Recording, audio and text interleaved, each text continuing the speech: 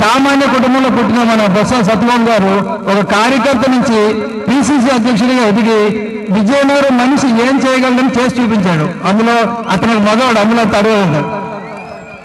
అలాగే మన మెగాస్టార్ గారు ఉన్నారంటే ఆయన ఒక చిన్న కుటుంబం నుంచి వచ్చి ఇప్పుడు ఆయనకంటే పెద్దవాడు ఎవడో లేనంత లెవెల్లో అది సినిమాల్లో రంగంలో అయితే అదే నెంబర్ 1 అయిపోయారు. ఇప్పుడు రాజకీయాల్లో అందరూ పారిపోతున్న తరుణంలో ఏమీ లేదనుకున్న పార్టీని భుజాన్ని వేసుకొని నేనున్నాను, నా వెనకతలో నా కార్యకర్తలు ఉంటారు, నా అభిమానులు ఉంటారు, కాంగ్రెస్ కార్యకర్తలు ఉంటారు, అందరితో కలిసి ఈ ఆంధ్రప్రదేశ్ ని తిరిగి మళ్ళీ కాంగ్రెస్ కి తీసుకొచ్చి మీ అందరి అభివృద్ధికి తోడ్పడాలని ఆయన ఉన్నారు. అందరూ సామాన్య కుటుంబం నుంచి పుట్టి పైకి వచ్చిన వాళ్ళను.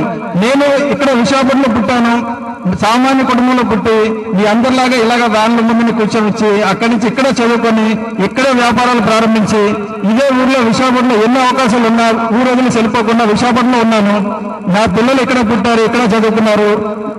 నా కొడుకు అయితే ఇంటర్నేషనల్ కార్ రేసింగ్ చేసినా కూడా ఆయన విశాఖపట్నంలోనే సెటిల్ అవుతాను, విశాఖపట్నం వదిలి ఎక్కడికి వెళ్ళన్నారు. ఇదివరకు విశాఖ ఉక్కు ఆంధ్రుల హక్కు అని మనందరం కష్టపడి విశాఖ స్టీల్ ప్లాంట్ సంపాదించుకున్నాం. ఇప్పుడు విశాఖపట్నం క్యాపిటల్ సిటీ కావాలి. విశాఖపట్నం క్యాపిటల్ సిటీ అయితే చుట్టుపక్కల ఉన్న గ్రామాలు శ్రీకాకుళం, విజయనగరం, అటు ఈస్ట్ గోదావరి అన్ని కూడా ఒక పెద్ద మహానగరంగా ఏర్పడి హైదరాబాద్, సికింద్రాబాద్ మించిన పట్టణంగా తయారవుతుంది. ఇందులో ఏ సందేహం లేదు.